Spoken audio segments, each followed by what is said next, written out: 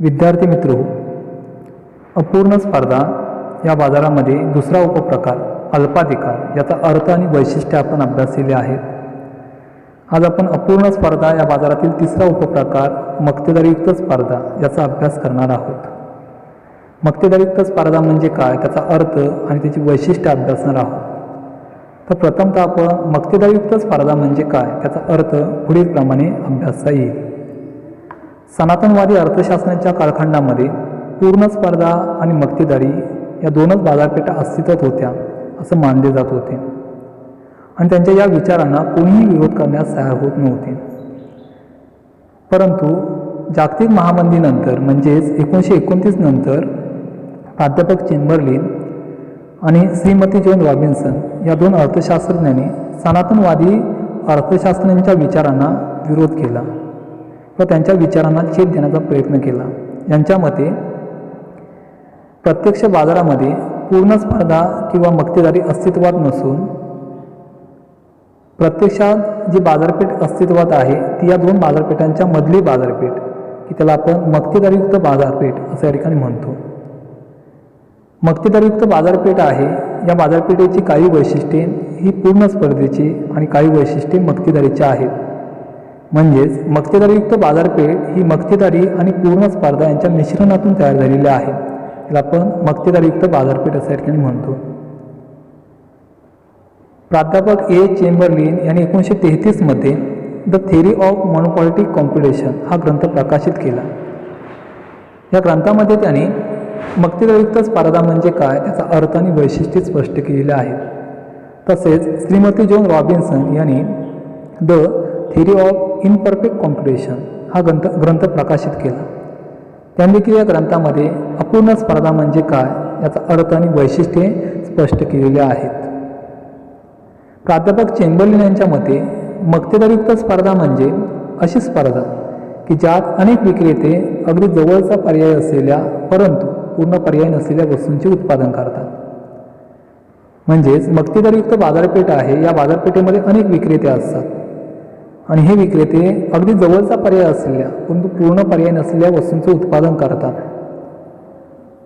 आणि हे उत्पादन करत असताना त्यामध्ये वस्तुभेद करतात आणि वस्तू विक्रीसाठी जाहिरात करतात आणि जास्तीत जास्त ग्राहक वर्ग आपल्याकडे कसा खेचला जाईल किंवा आपल्या वस्तूकडे कसा आकर्षित होईल त्यासाठी प्रयत्न करतात. प्रत्येक उत्पादक आपली वस्तू इतरांपेक्षा वेगळी कशी आहे तो भासवण्याचा प्रयत्न या ठिकाणी करत असतो आणि ग्राहक वर्ग आपल्याकडे आकर्षित करून आपली वस्तू जास्तीत जास्त विकण्याचा प्रयत्न करतो. म्हणजेच यावरून आपल्याला असं म्हणता येईल की मक्तेदारीयुक्त बाजार म्हणजे असा बाजार की ज्या बाजारामध्ये अनेक विक्रेते असतात, असंख्य ग्राहक असतात. विक्रेते अगदी जवळचा पर्याय असलेल्या वस्तूचे उत्पादन करतात आणि वस्तू विक्रीसाठी वस्तुभेद व जाहिरात करतात. त्या बाजारपेठेला मक्तेदारीयुक्त बाजारपेठ अशा ठिकाणी म्हटले जाते. मक्तेदारीयुक्त बाजारपेठेमध्ये अगदी जवळच्या पर्याय असलेल्या वस्तू उपलब्ध असतात परंतु त्या पूर्ण पर्यायी नसतात. उदाहरणार्थ सांगायचे झाले तर खाद्यतेलाच्या बाबतीत जर आपण विचार केला तर खाद्यतेलामध्ये अनेक कंपन्यांची खाद्यतेलाच बाजारपेठेमध्ये विक्रीसाठी उपलब्ध आहेत. यामध्ये जेमिनी, सनी, फॉर्च्यून ही विविध कंपन्यांची खाद्यतेलं उपलब्ध आहेत. एकमेकांना अगदी जवळचे पर्याय आहेत परंतु पूर्ण पर्याय नाही, कारण त्यांच्या चवीमध्ये, त्यांच्या पॅकिंगमध्ये, त्यांच्या सुगंधामध्ये काही बदल असेल आपल्याला पाहायला मिळतो. तसेच अंगाच्या साबणाचा जर आपण विचार केला तर अंगाचे साबण देखील आज विविध कंपन्यांचे आज बाजारपेठेमध्ये विक्रीसाठी उपलब्ध आलेले आहेत. यामध्ये लक्स साबण असेल, लाईफबॉय, डव यासारखे विविध साबण आज आहेत. यांचा उपयोग अंग स्वच्छ करण्यासाठी केला जातो, म्हणजे एक विशिष्ट गरज पूर्ण करण्यासाठी केला जातो. परंतु या साबणांच्या आकारामध्ये, रंगामध्ये, पॅकिंगमध्ये, सुगंधामध्ये बदल असलेला दिसतो, म्हणजे त्यामध्ये वस्तुभेद केलेला आपल्याला दिसून येतो. म्हणजे त्या एकमेकांना जवळचे पर्याय पूर्ण पर्याय नाहीत. म्हणजे जसा लक्स साबण आहे तसा डव साबण नाही हे आपल्याला दिसून येते. तसेच टूथपेस्टच्या बाबतीत जर विचार केला तर टूथपेस्टमध्ये देखील आज विविध कंपन्यांचे टूथपेस्ट आज मार्केटला विक्रीसाठी उपलब्ध आहेत. यामध्ये बबूल टूथपेस्ट, कोलगेट, पेप्सोडंट टूथपेस्ट अशा विविध कंपन्यांची टूथपेस्ट आहेत. परंतु ही टूथपेस्ट एकमेकांना जवळचे पर्याय आहेत की त्यांच्या आकारामध्ये, रंगामध्ये, पॅकिंगमध्ये, चवीमध्ये, सुगंधामध्ये बदल असेल आपल्याला पाहायला मिळतो. त्याचप्रमाणे मोबाईलचा जर आपण विचार केला तर मोबाईल देखील आज विविध कंपन्यांच्या आज मार्केटला उपलब्ध असलेले आढळून येतात. त्यामध्ये सॅमसंग कंपनीचे असतील, नोकिया, जिओ अशा विविध कंपन्यांचे मोबाईल आज मार्केटला उपलब्ध आहेत. परंतु या मोबाईलच्या रंगामध्ये, आकारामध्ये आणि अंतर्गत सुविधांमध्ये काही विभेद केलेला आपल्याला पाहायला मिळतो. तर अशा पद्धतीने मक्तेदारीयुक्त बाजारपेठ आहे. या मक्तेदारीयुक्त बाजारपेठेमध्ये अगदी जवळच्या पर्यायी असलेल्या परंतु पूर्ण पर्यायी नसलेल्या वस्तूंचं उत्पादन केलं जातं आणि असं उत्पादन बाजारपेठेमध्ये विक्रीला आणलं जातं. आणि म्हणून आपल्याला असं म्हणता येईल की ज्या बाजारपेठेमध्ये अगदी जवळच्या पर्याय असलेल्या परंतु पूर्ण पर्याय नसलेल्या वस्तूंचे उत्पादन करणारे अनेक विक्रेते असतात आणि हे विक्रेते वस्तू विक्रीसाठी वस्तुभेद आणि वस्तूची जाहिरात करतात. त्या बाजारपेठेला मक्तेदारीयुक्त बाजारपेठ असं या ठिकाणी म्हटले जाते.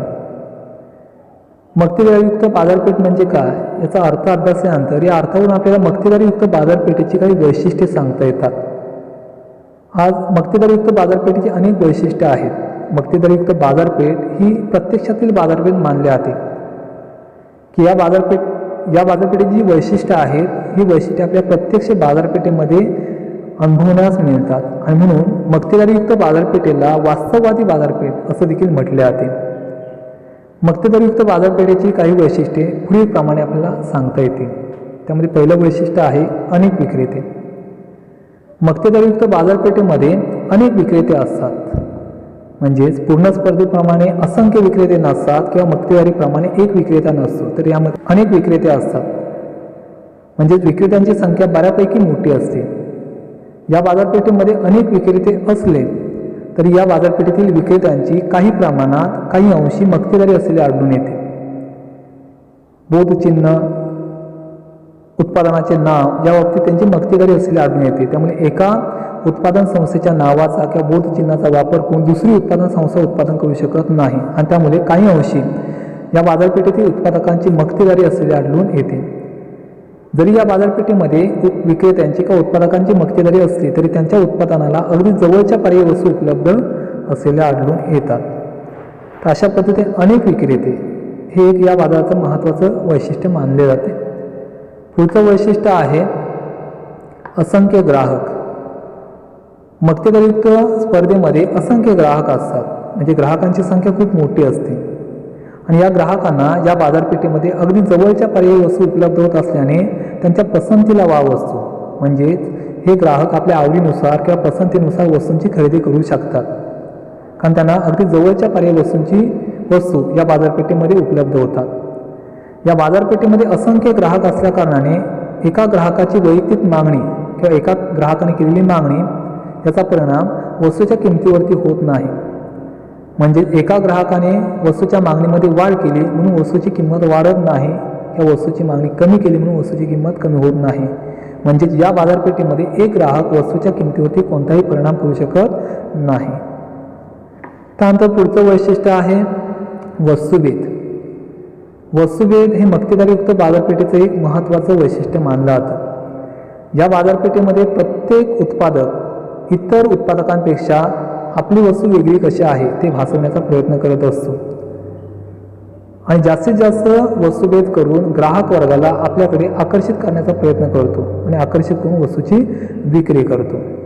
इतरांच्या तुलनेत आपली वस्तू कशी वेगळी आहे हे दाखवण्याचा प्रयत्न तो जास्तीत जास्त करतो आणि ते दाखवण्यासाठी वस्तूची जाहिरात करतो आणि जाहिरातीच्या माध्यमातून आपली वस्तू इतरांच्या तुलनेत किती चांगली आहे, किती उत्कृष्ट आहे हे दाखवण्याचा प्रयत्न त्याचा असतो आणि यातून जास्तीत जास्त ग्राहक वर्ग आपल्याकडे आकर्षित करून आपल्या वस्तूची विक्री तो जास्तीत जास्त करत असलेला आढळून येतो. या बाजारात अनेक उद्योग संस्था विशिष्ट वस्तूचे उत्पादन करतात, परंतु प्रत्येक उद्योग संस्थेचे उत्पादन हे बाजारातील दुसऱ्या उद्योग संस्थेच्या उत्पादनापेक्षा वेगळे असते. यालाच आपण वस्तुभेद असे या ठिकाणी म्हणतो. हा वस्तुभेद वस्तूच्या आकारामध्ये, वस्तूच्या पॅकिंगमध्ये, रंगामध्ये, सुगंधामध्ये, चवीमध्ये, वस्तूच्या दर्जामध्ये, नक्षीकाम यासारख्या घटकांमध्ये बदल करून वस्तुभेद केला जातो.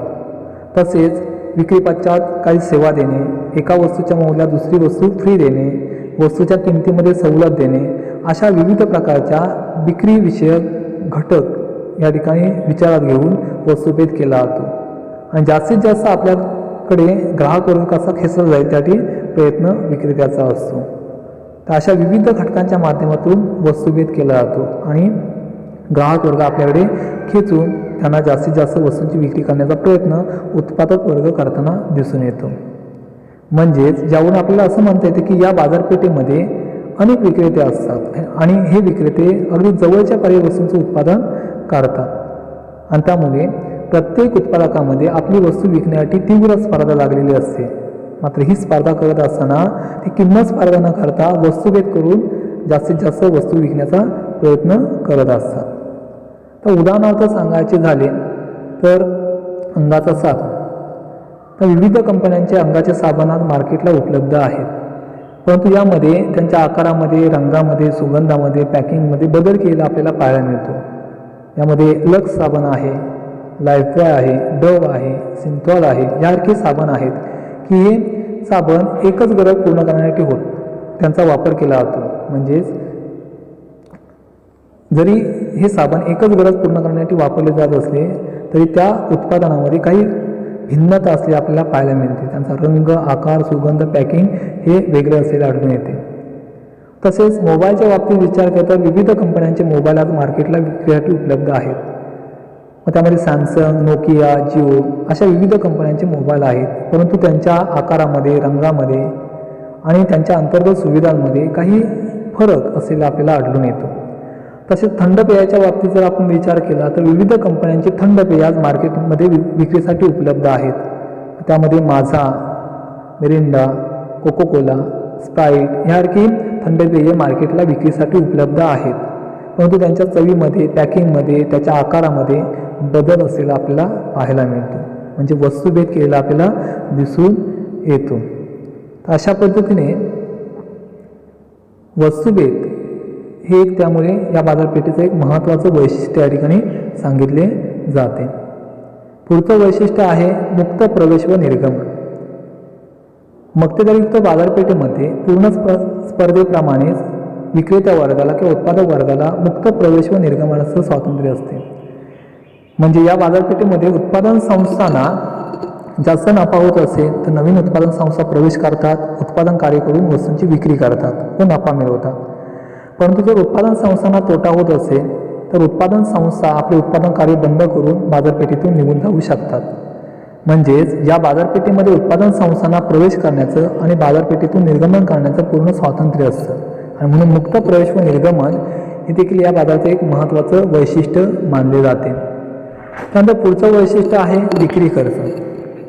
तर विक्री खर्च आणि उत्पादन खर्च यातील भिन्नता हे मक्तेदारीयुक्त बाजारपेठेचं एक महत्त्वाचं वैशिष्ट्य मानले जाते.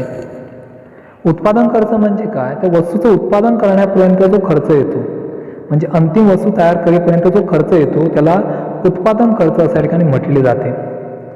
आणि विक्री खर्च म्हणजे काय, तर उत्पादकाच्या उत्पादनाला अधिक मागणी निर्माण करण्यासाठी व वस्तूची विक्री वाढवण्यासाठी करावा लागणारा खर्च म्हणजे विक्री खर्च होय. विक्री खर्च म्हणजे काय, तर उत्पादकाच्या उत्पादनाला अधिक मागणी निर्माण करण्यासाठी आणि विक्री वाढवण्यासाठी जो खर्च केला जातो त्या विक्री खर्च अशा ठिकाणी म्हटले जाते. आणि हा विक्री खर्च जाहिरात, दूरदर्शन, आकाशवाणी, वर्तमानपत्र, फलक जाहिराती, प्रदर्शन, खिडकी प्रदर्शन, मोफत भेटवस्तू, मोफत नमुना वस्तू इत्यादींवरती जो खर्च केला जातो त्याला विक्री खर्च अशा ठिकाणी म्हटले जाते. आणि असा विक्री खर्च केल्याने उत्पादकाच्या उत्पादनाला जास्त मागणी निर्माण होण्यास मदत होते किंवा त्याची विक्री वाढण्यास मदत होते. आता यामध्ये खिडकी प्रदर्शन म्हणजे काय, तर खिडकी प्रदर्शन म्हणजे दुकानाची अशी खिडकी की ज्यामध्ये ग्राहकांना आकर्षित करण्यासाठी, वस्तूची विक्री वाढवण्यासाठी वस्तूची खिडकीवरती काय केले जाते, प्रदर्शन केले जाते. त्याला खिडकी प्रदर्शन अशा ठिकाणी म्हटले जाते. आता हे खिडकी प्रदर्शन आपल्याला समोरच्या चित्रामध्ये दिसत आहे की या चित्रामध्ये जो कापड व्यापारी आहे किंवा कपडे व्यापारी आहे त्यांनी हे खिडकी प्रदर्शन भरवलेलं आहे. हे विविध प्रकारचे कपडे त्यांनी प्रदर्शनासाठी लावलेले आहेत की ग्राहक वर्ग हे कपडे पाहू शकतो आणि त्याच्या आवडीनुसार आणि त्याच्या पसंतीनुसार तो खरेदी करू शकतो. तर अशा पद्धतीने ते खिडकी प्रदर्शन त्यासाठी केले जाते. तसेच वस्तूंचं प्रदर्शन भरवलं जातं. त्यावेळेला विक्रेता वर्ग, उत्पादक वर्ग विशिष्ट ठिकाणी वस्तू प्रदर्शन भरवतो, ग्राहकांना त्या ठिकाणी आमंत्रित करतो की जेणेकरून ग्राहक वर्ग ते प्रदर्शन पाहतील आणि त्यातील काही वस्तू ते खरेदी करू शकतील. तर अशा पद्धतीने विक्री खर्च म्हणजे काय की वस्तूची विक्री वाढवण्यासाठी जो खर्च केला जातो त्या खर्चाला विक्री खर्च अशा ठिकाणी म्हटले जाते. आणि म्हणून विक्री खर्च व उत्पादन खर्च यातील भिन्नता हे मक्तेदारीयुक्त बाजारपेठेचं एक महत्त्वाचं वैशिष्ट्य आपल्याला सांगता येते. त्यानंतर पुढचं वैशिष्ट्य आहे जवळचे पर्याय.